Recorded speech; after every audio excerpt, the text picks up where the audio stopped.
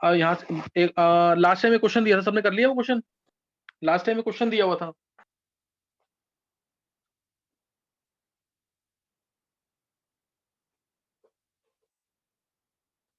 Last time में question दिया था, किसी ने किया है कि नहीं क्वेश्चन?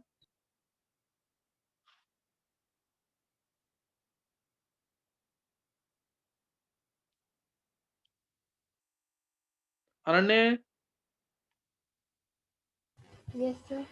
क्वेश्चन कर लिया लास्ट टाइम वाला? Yes sir.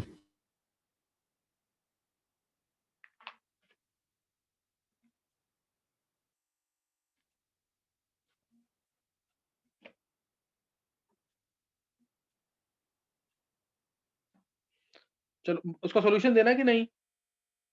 देखो क्वेश्चन बिल्कुल सिंपल था, एक बार जल्दी से सॉल्यूशन देखते हैं, फिर अब मैं आगे बफर सॉल्यूशन बताता हूँ तुम्हें। देखो क्वेश्चन क्या था, एक्वा सॉल्यूशन में अननोन कंसंट्रेशन था Ba2+ का, इंपॉर्टेंट क्वेश्चन है और मेन से पूछा हुआ है। एक्वा सॉल्यूशन के अंदर अननोन कंसंट्रेशन है Ba2+ का,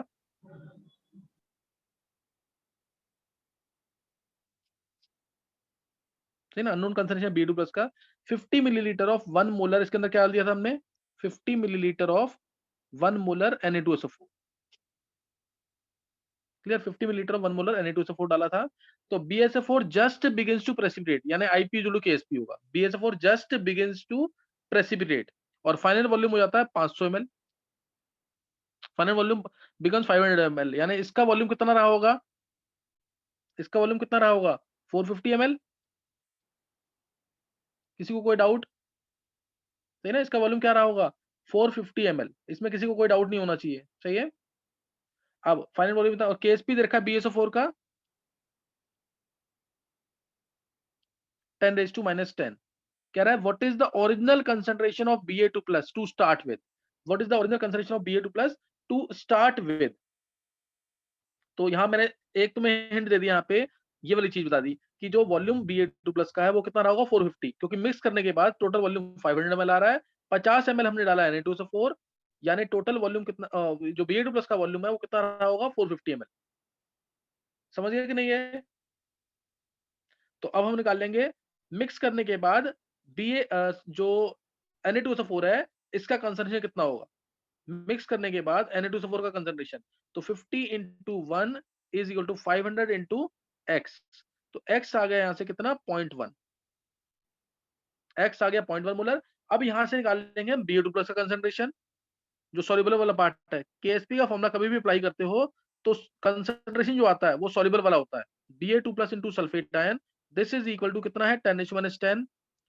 तो Ba2+ आ गया यहाँ से कितना, Ba2+ का कंसंट्रेशन जो फाइनली सॉल्यूशन के अंदर है वो कितना है 10⁻10 डिवाइड बाय 0.1, ये आ गया 10⁻9, ये आ गया फाइनल कंसंट्रेशन, क्लियर। ये कितना आ गया फाइनल कंसंट्रेशन जो कि 500 ml में है।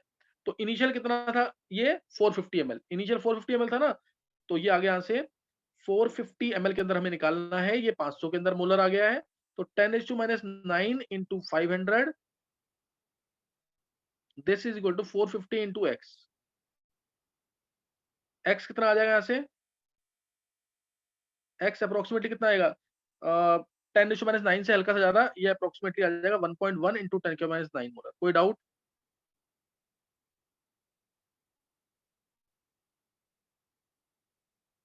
कोई डाउट किसी को?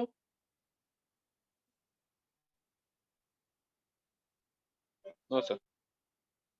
तो ये क्वेश्चन कर लेना, लास्ट टाइम में क्वेश्चन दिया था मैंने करने को। चलिए नेक्स्ट अब आगे नोट करना है, क्या कहते हैं बफर सॉल्यूशन मैंने लिया, सॉल्युबिलिटी का मैंने कंसेप्ट हल्का सा दे दिया, ये जो स्कूल लेवल तक सफिशिएंट है, इतना स्कूल लेवल पे, इससे ऊपर नहीं आएगा। अब हम यहाँ पे करेंगे बफर सॉल्यूशन डिटेल में। बफर सॉल्यूशन मैंने लास्ट टाइम तुम्हें इसका हिंट दिया था बफर सॉल्यूशन का। बफर सॉल्यूशन क्या होती है, बफर सॉल्यूशन क्या है, ऐसी सॉल्यूशन जिसके पीएच में कोई चेंज ना आए अगर हम उसमें थोड़ा सा एसिड या बेस ऐड करें। बफर सॉल्यूशन क्या है, solution which resist any change in pH if small amount of acid और base is added to it. ये याद है कि नहीं, बोलो। ये चीज मैंने लास्ट टाइम बता दी तुम्हें, सही ना, solution which resist any change in pH if small amount of acid और base is added to it, that is called as buffer solution. अब इसका मैं बफर एक्शन बताऊंगा, फिर टाइप्स बताया मैंने तुम्हें इसके अंदर, एग्जांपल भी दिए थे इसके अंदर, कि in spite of large variety of things we eat daily nothing happens to stomach. Reason क्या था इसका? क्योंकि ब्लड जो है वो बफर था। ब्लड क्या था?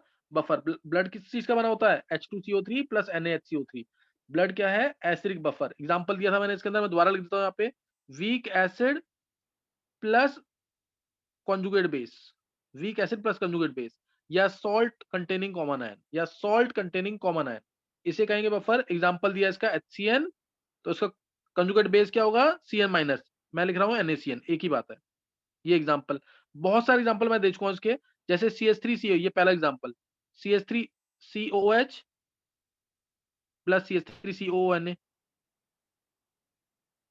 तीसरा एग्जांपल, बहुत सारे एग्जांपल बन सकते हैं इसके, ये लिया था मैंने। और इसके अलावा ले लो तुम H2CO3 जो NaHCO3। ब्लड जो है इस बफर का बना होता है, कार्बोनिक एसिड प्लस उसका सॉल्ट NaHCO3 है। कोई भी एग्जांपल, Na2HPO4 ले लो, Na2HPO4 plus Na3PO4, Na2HPO4 plus Na3PO4, ये आ जाएगा। इसके बाद बेसिक बफर, ये ऐसे बफर थे। ये कौन सा बफर है? Acidic basic buffer. Basic buffer clear? Basic buffer में example, weak base plus conjugate acid. Weak base plus conjugate acid, जैसे एग्जांपल ले लेंगे, वीक बेस में NH3 plus NH4 plus, NH3 को मैं लिख रहा हूँ NH4OH प्लस NH4Cl, है ना? बहुत सारे एग्जांपल, इसके भी काफी एग्जांपल बन सकते हैं। ऐसा नहीं सिर्फ यही, CH3NH2 ले लिया एक, और ले लिया प्लस CH3NH3 प्लस Cl, उसका कंजुगेट। समझे कि नहीं? उसे तो एनिलीन ले सकते हैं, एनिलीन का कंजुगेट बेस ले लेंगे साथ में। समझे कि नहीं? एनिलीन लिया और कंजुगेट एसिड ले लेंगे, ये कंजुगेट एसिड है। अच्छा, और एक बताया था मैंने buffer, weak acid plus weak base का सॉल्ट NH4OH और CH3COH का मिक्सचर, डायरेक्ट में लिख रहा हूं उसको, CH3COH प्लस NH4OH, ये क्या आ जाएगा? CH3COONH4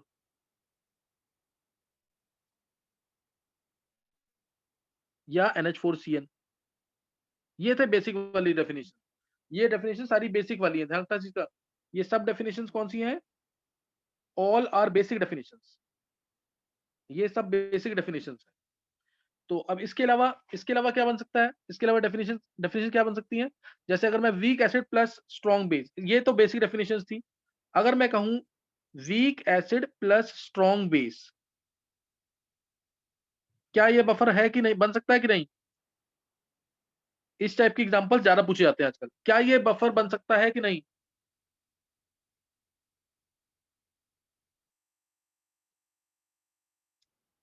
अनन्य बोलो आंसर इसका।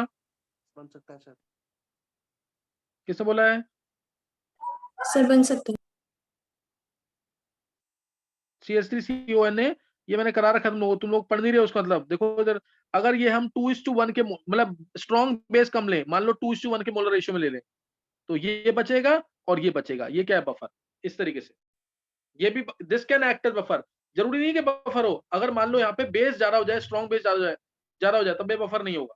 नेक्स्ट, दूसरा एग्जांपल, अगर weak base plus strong acid हो, तो क्या ये बफर बन सकता है? Weak base plus strong acid, क्या ये बफर बन सकता है? Yes sir. This can also act as buffer. क्या आ जाएगा? NH4Cl प्लस H2O, ये आ गया। अब अगर ये 2:1 के, 3:1 के, मतलब एसिड स्ट्रॉन्ग जो चीज है वो कम होनी चाहिए, तो ये बफर बन जाएगा। अब ये बच जाएगा और ये बच जाएगा, तो ये बफर बन जाएगा। एग्जाम, कोई भी एग्जांपल ले लो तुम, 2 मोल 1 मोल ही ले लो। 2 मोल 1 मोल ले लिया, ये मान लिया मैंने 2 मोल था, ये 1 मोल था, तो ये 0 हो जाएगा, ये 1 बचेगा, ये 1 बचेगा, ये वाटर भी 1 बचेगा। तो अब फॉर्मूला लगा देंगे। बफर का फॉर्मूला मैंने डिराइव कराया हुआ है, POH * PKB plus log of salt upon में base. Salt upon base formula लिखवाया हुआ ना ये पहले। तो यहाँ से PKB कितना है? PKB वैल्यू जनरली 5 होती है, वो रहने दो भी, प्लस लॉग ऑफ 1/1 PKB के इक्वल आ जाएगा। और बेस्ट बफर मानेंगे इसको जिसमें POH * PKB आ जाए, क्योंकि एसिड और बेस जब सेम है तो बफर के पीएच में चेंज आएगा नहीं, क्योंकि पीकेबी की वैल्यू कांस्टेंट होती है। तो ये बेस्ट बफर होता है जब पीओएच * पीकेबी हो या पीएच * पीके हो। पीएच * पीके हो pKa, और ये कंडीशंस हाफ इक्विवेलेंस पॉइंट की भी है, ये भी याद रख लेना, ये मैं प्रूव करूंगा टाइट्रेशन के अंदर। ये बेस्ट बफर होते हैं क्योंकि ये कांस्टेंट वैल्यूज हैं, पीएच में चेंज नहीं आता फिर। और ये these are also conditions of half equivalence point, यानी जब आधा एसिड या आधा बेस न्यूट्रलाइज हुआ हो, conditions of half equivalence point, ये उसकी भी कंडीशन है, हाफ इक्विवेलेंस पॉइंट की कंडीशन है। तो कई बार ऑप्शन में आता है पीएच इक्वल टू हाफ पीके, क्या ये कंडीशन है कि नहीं, तो हाफ आर लिख दिया तो गलत हो गया। पीएच इक्वल टू पीके होता है at half equivalence point. Equivalence point means acid base completely neutralize हो चुके हैं, half equivalence point means acid base completely neutralize नहीं हुए। तो ये दूसरा केस ले लिया जो एक्सेप्शनल केस में आ सकता है कि बफर है कि नहीं है, एक्सेप्शनल केस में आ सकता है बफर है कि नहीं। और केसेस बन सकते हैं, तीसरा केस जैसे मैंने लिया सॉल्ट और इसमें डाल दिया स्ट्रॉन्ग, क्या ये बफर बन सकता है कि नहीं, can this act as buffer और नॉट?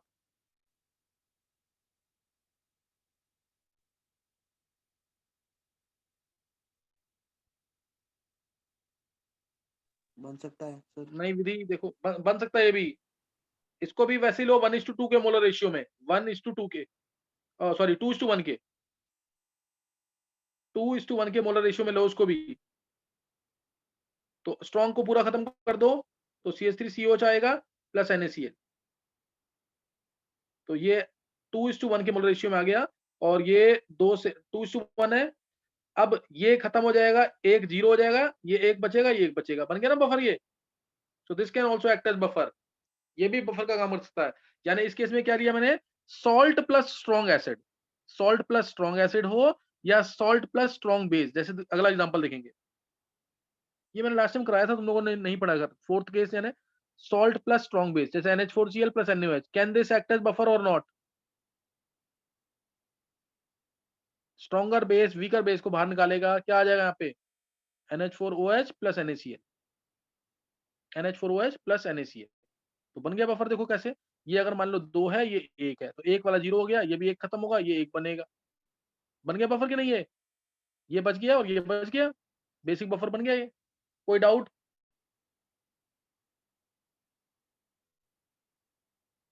बोलो।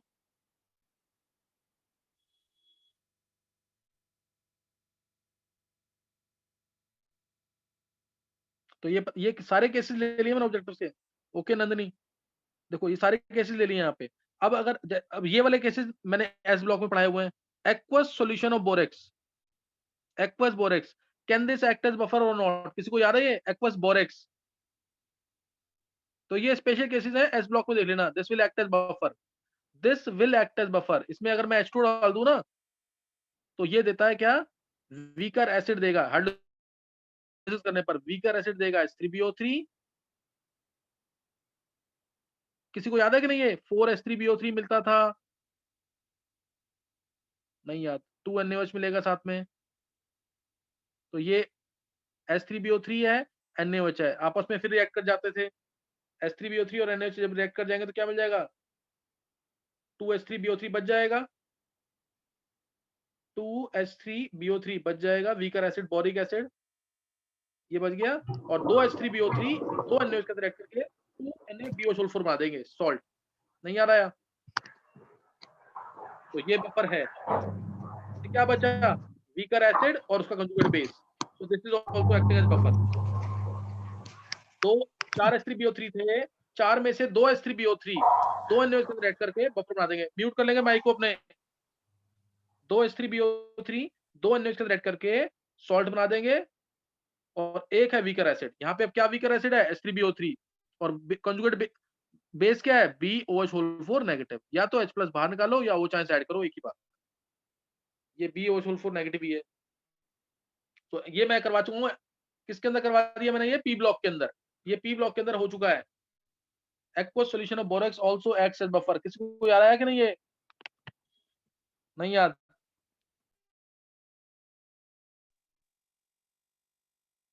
चलो नेक्स्ट अब नोट करना है, बफर का टाइप्स हमने कर लिया डिस्कस। नेक्स्ट है बफर एक्शन, बफर एक्शन और वर्किंग ऑफ बफर। हालांकि ये न्यूमेरिकल के थ्रू मैं ज्यादा अच्छी तरह से बताऊंगा, लेकिन फिर भी सुन लेंगे। बफर एक्शन और working of buffer. Clear? Buffer action और वर्किंग ऑफ बफर। तो property of a buffer to resist change in pH. Property of, ये प्रॉपर्टी कैसे होती है नोट करेंगे एक बार। मान लो property of a buffer solution to resist any change in pH if small amount of acid और base is added to it. If small amount of acid और base is added to it. देखो buffer ये है, जैसे मैंने example लिया, चलो एक एग्जांपल इजी ले लेते हैं कोई। HCl लिया, ये टूटेगा H plus plus Cn negative, H plus plus Cn negative. और लिया साथ में इसका कंजुगेट NaCN, ये सॉरी ये तो पूरा टूटेगा क्योंकि स्टॉल्ट है, ये पूरा टूटेगा Na plus plus Cn negative, Na plus plus Cn negative. अब HCN टूट गया H plus plus Cn negative में। मान लो मैंने इसके अंदर थोड़ा सा बेस ऐड कर दिया, मान लो मैंने थोड़ा सा, मान लो ये 2 मोल था, ये 2 मोल था, मैंने 0.01 मोल NaOH ऐड कर दिया, तो वो NaOH किससे रिएक्ट करेगा बताओ? वो NaOH किससे रिएक्ट करेगा?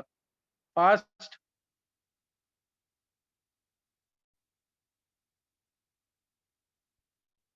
बोलो।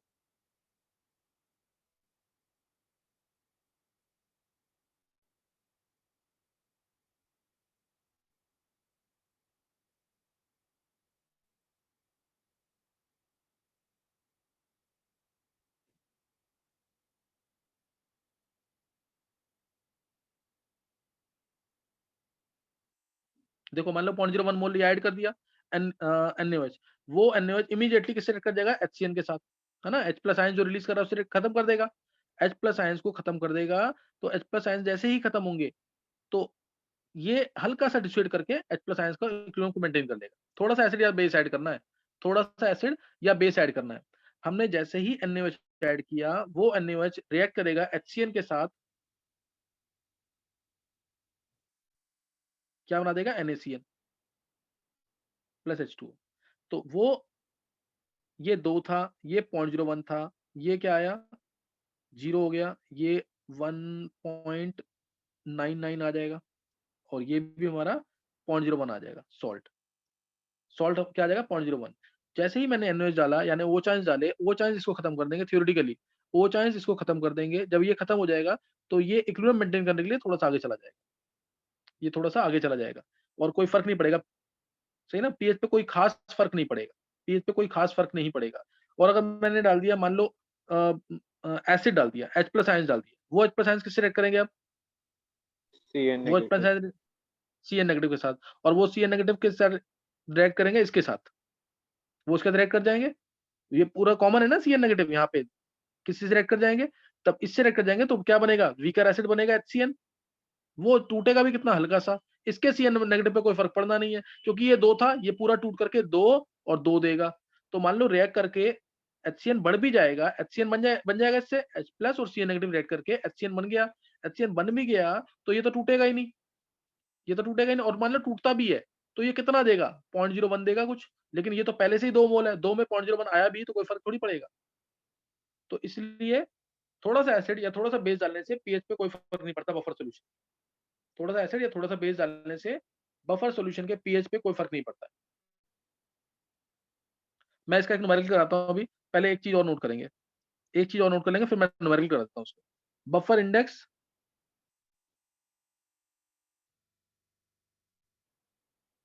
और बफर कैपेसिटी, कोई भी वर्ड यूज कर सकते हैं, और बफर वैल्यू और बफर एफिशिएंसी। बफर वैल्यू और बफर एफिशिएंसी, और बफर एफिशिएंसी। डेफिनेशन क्या है? डेफिनेशन क्या है इसकी? नंबर ऑफ मोल्स ऑफ, जब हम number of moles of acid और base added to 1 litre of buffer solution to change its pH by 1 unit, ये इसकी डेफिनेशन है। हम कितना एसिड और बेस डाल रहे हैं किसी बफर सॉल्यूशन में, किसी 1 लीटर बफर सॉल्यूशन में, to change its pH by 1 unit, to change its pH by 1 unit. Number of moles of acid और base added, number of moles of acid or base added to 1 liter of buffer solution, to 1 liter of buffer solution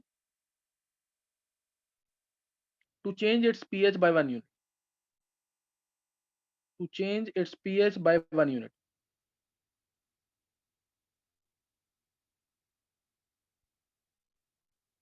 समझिए कि नहीं? तो ये हमारा buffer index होता है, buffer index और buffer capacity.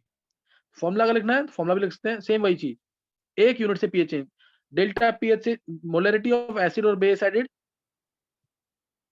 Molarity of acid और base added divide by change in pH.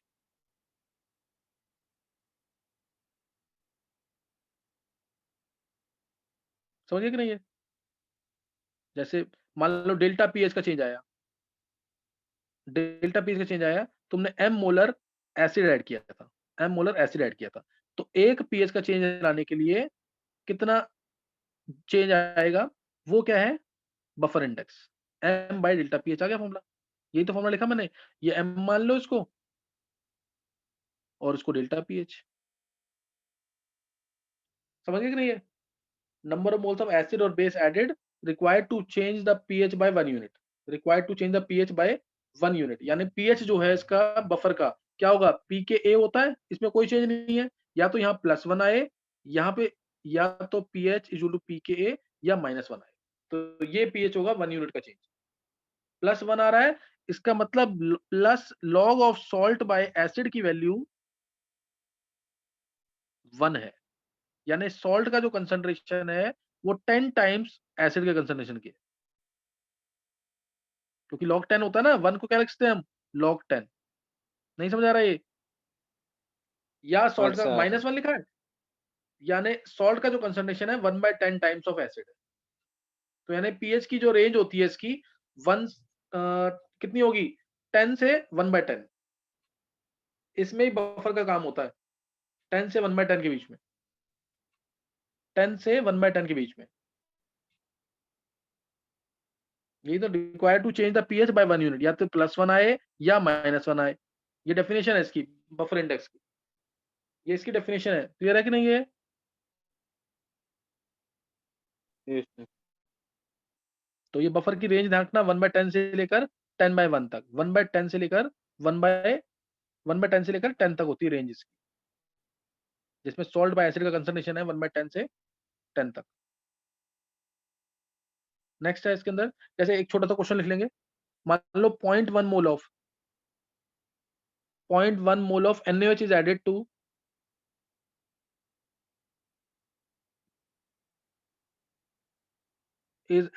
से 10, और जितना ज्यादा ध्यान रखना है इस चीज का, जितना ज्यादा बफर इंडेक्स होगा या जितना ज्यादा बफर की वैल्यू होगी, जितना ज्यादा वो बफर इफेक्टिव होगा कि नहीं होगा? अगर बफर वैल्यू ज्यादा है तो बफर इफेक्टिव है कि नहीं? यस सर, इफेक्टिव होगा। उतना इफेक्टिव बफर होगा वो, उतना वो इफेक्टिव बफर होगा, जितना ज्यादा बफर वैल्यू या जितना ज्यादा बफर इंडेक्स या जितना ज्यादा बफर कैपेसिटी या जितना ज्यादा बफर एफिशिएंसी, उतना इफेक्टिव बफर फॉर ए, मतलब बफर कैपेसिटी होती है should be very high for a good buffer. यानी इसका मतलब क्या होता है कि हमें ज्यादा एसिड डालना पड़ रहा है या ज्यादा बेस डालना पड़ रहा है ताकि उसका पीएच चेंज हो सके। समझ आ रही बात? नहीं है? बफर कैपेसिटी जितनी ज्यादा होगी, इसका मतलब हमें उस बफर का पीएच चेंज करने के लिए ज्यादा एसिड डालना पड़ रहा है, उसका पीएच चेंज करने के लिए, यानी उसकी पावर ज्यादा है, उसका पोटेंशियल ज्यादा है, बफर का पीएच चेंज नहीं। हम यही चाहते हैं, बफर का पीएच चेंज ना हो। तो कब चेंज हो रहा है? वो जब ज्यादा डालने पर चेंज हो रहा है, इसका मतलब वो बफर अच्छा है। समझे कि नहीं? जितने ज्यादा बफर कैपेसिटी उतना अच्छा बफर। तो 0.1 mole of NaOH is added to say 10 ml of buffer, 10 ml of buffer to change its pH by, to change its pH by yeah, to change its pH from 5 to 5.02। Calculate buffer index निकाल लोगे ना?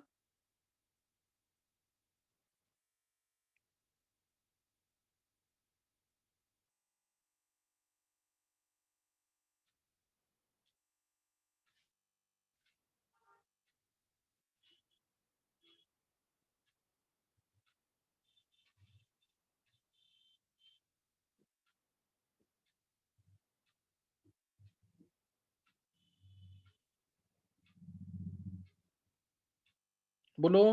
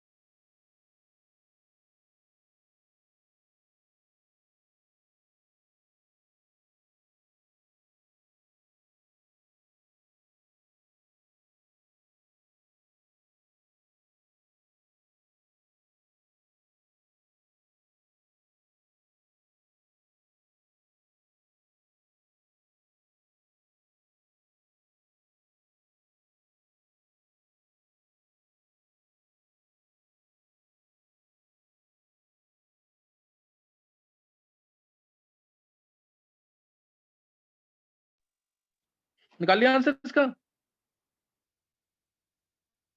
बोलो।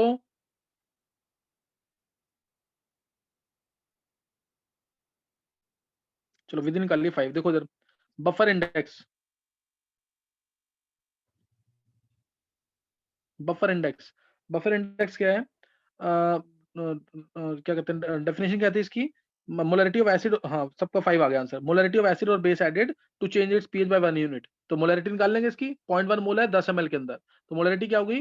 0.1 bye 10 into 1000, ये आ गई। तो ये 10 आ गया molarity, divide by change in pH कितना है? 5 से 5.02 यानी 0.02। तो ये कितना आ जाएगा? कितना आ जाएगा यहाँ से? 500। हाँ 100 बाय 100 हो गया ना सीधा ये पॉइंट। ये कितना आ जाएगा यहाँ पे? 100 बाय 10, 10 बाय 0.02, तो 500 आएगा आंसर। सही ना, 500 आएगा आंसर इसका। कोई डाउट किसी को? नो। बट सर आपने कहा था रेंज तो 0.1 से तक जाती है। थियोरेटिकली पॉसिबल है ना ऐसा।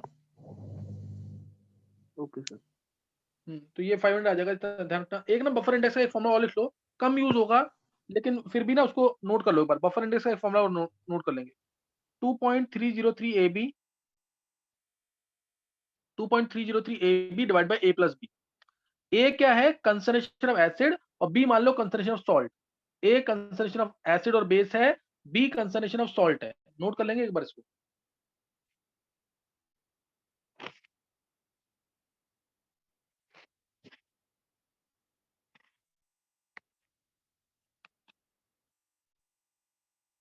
कर लिए नोट? Yes sir. तो ये ध्यान रखना इसके अंदर, सही है ना। नेक्स्ट नोट करना है इसके अंदर। अब एक ना इस पे क्वेश्चन भी लिख लो जल्दी से, ताकि फॉर्मूला यूज करना आ जाए। जैसे मान लो तुम्हें बफर कैपेसिटी निकालनी है और बताना है कौन सा अच्छा बफर है। जल्दी से लिख लेंगे एक बार। बफर कैपेसिटी निकालनी है तुम्हें और बताना है कौन सा अच्छा बफर है, कौन सा अच्छा बफर है। तो उसके लिए 0.1 मोलर तुम्हें दे रखा है acetic acid, plus 0.1 molar CH3COON, ये दे रखा है। और दूसरे में दे रखा है से, चलो 0.2 कर दो। 0.2 molar acetic acid plus 0.2 molar, पहले 0.1 था 0.2 कर दिया। बताओ जल्दी से कौन सा बफर अच्छा होगा ज्यादा? Which is better buffer out of these to?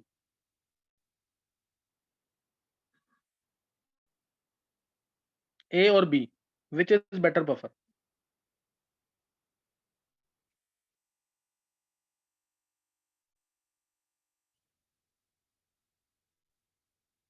सही ना, विच इज बेटर बफर। जल्दी से निकालेंगे इसको।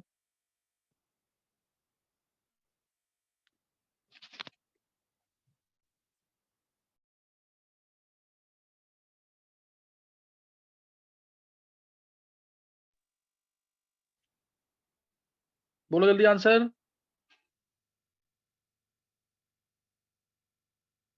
चलो देखो दर्शक, Second वाला हाँ कितना आया है? sir 0.01 into 2.303. पता नहीं क्या बोल रहा था, सिंपल सी कैलकुलेशन है, 2.303 बी, हाँ बी तो into 0.1 into 0.1 a b divide by a plus b यानी 0.2, तो ये एक कैंसिल हो गया, ये 0.2303 बाई 2 आ गया सीधा, 0.2303 बाई 2 ये आ गया, और दूसरे का निकाल लेंगे ऐसे ही 2.303 इंटू 0.2 इंटू 0.2 डिवाइड बाय 0.4, तो ये बाई 2 आ जाएगा, तो ये 0.2303 आ जाएगा, तो बी का बफर इंडेक्स जा रहा है, therefore it is a good buffer. अभी डिटेल्स में मत जाना इनकी, जो बताया उस तरह से करना, B is good buffer, B good buffer, क्योंकि इसकी बफर इंडेक्स की वैल्यू ज्यादा है। सर ये जो सेकंड फॉर्मूला है वो log a by वो करके है सॉल्ट वाला है। मैं बता दूंगा उसको, अभी बस सिर्फ फॉर्मूला नोट कर लो, मेरे को मेन एक चीज करानी है, वो मिस ना हो जाए अभी, इसलिए नेक्स्ट नोट करना है। देखो उधर, अब नोट करना है तुम्हें, मैंने तुम्हें ये बता दिया बफर कैपेसिटी क्या होता है। बफर कैपेसिटी क्या है? मोल्स ऑफ एसिड और base added to 1 litre of buffer solution divide by change in pH. Moles of acid और base added to 1 litre of buffer solution divide by change in pH. पहले check करना buffer capacity,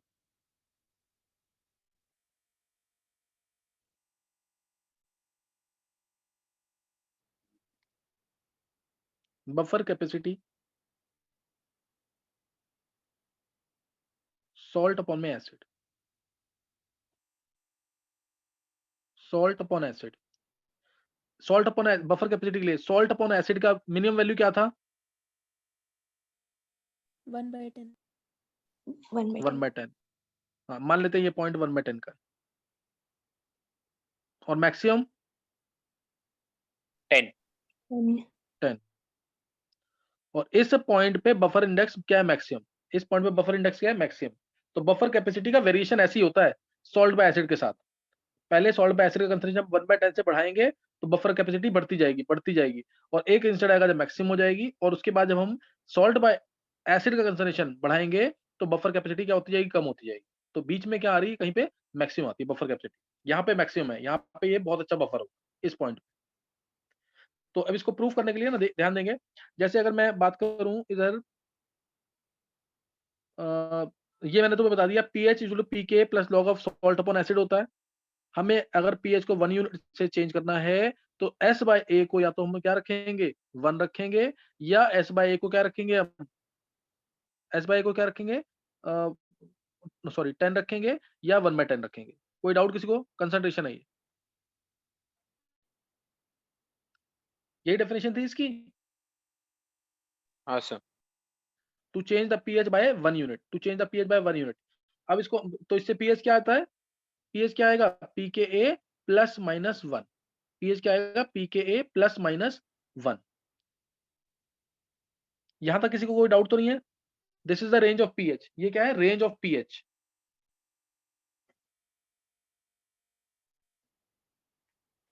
समझ आ गया था? कोई doubt तो नहीं है किसी को?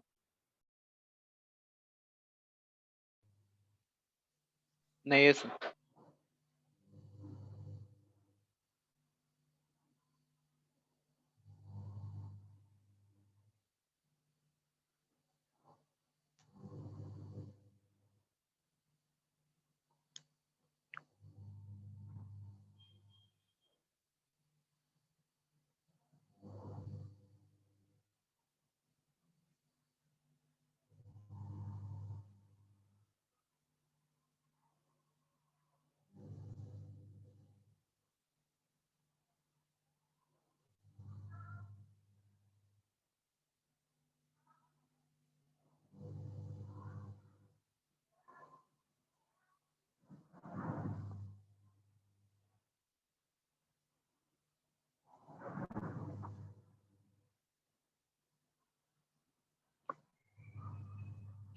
हाँ ये समझ आ गया यहाँ तक कि नहीं? देखो अब इसमें क्या है, ध्यान देंगे, pH जैसे सॉल्ट प्लस एसिड का कंसंट्रेशन मैं मान लेता हूँ Z के इक्वल, सॉल्ट प्लस एसिड को मान लेता हूँ Z के इक्वल। तो यहाँ पे मैंने pH मेरे को पता है, किसी भी एसिडिक बफर का pH ऐसे दिया जाता है, pH to pK plus log of salt upon acid. Plus log of salt by acid. Salt को मैं लिख सकता हूँ Z minus A, pH into pK plus log of Z minus A divide by Z minus A divide by. कोई doubt? pH into pK plus log of Z minus A upon में A. कोई doubt तो नहीं आता? Differentiating both sides, क्योंकि मेरे को buffer capacity निकालनी है तो मैं दोनों साइड डिफरेंशिएट कर रहा हूं। तो क्या आ जाएगा? pK कांस्टेंट है, डिफरेंशिएशन 0, इसका आ जाएगा a अपॉन में Z माइनस ए अपॉन में Z माइनस ए, ये आ जाएगा। बोलो। फिर इसके बाद -1 बाय ए, -1 बाय ए आ जाएगा, 1 बाय कांस्टेंट बाहर, Z माइनस ए का -1 आएगा तो -1 बाय ए आ जाएगा। ये Z का differentiation 0, salt plus a constant होगा Z, और प्लस Z माइनस ए इंटू -1 बाय ए स्क्वायर। पहले चेक करो डिफरेंशिएशन समझ आ गया कि नहीं है?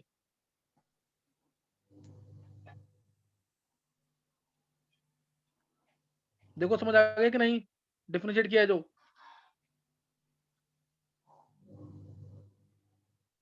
तो यहाँ से dph बाई da आ जाएगा, ध्यान देंगे सॉल्व करने पर।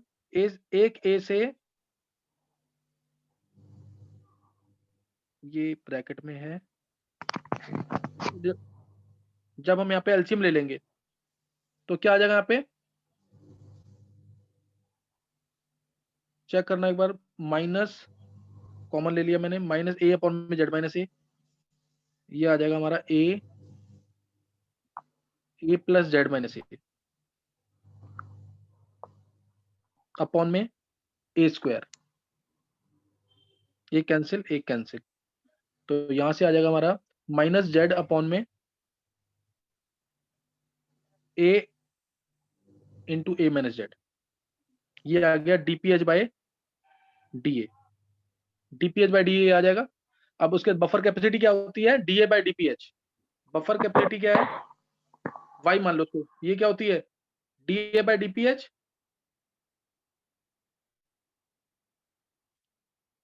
बफर कैपेसिटी यही है ना, da बाय dph।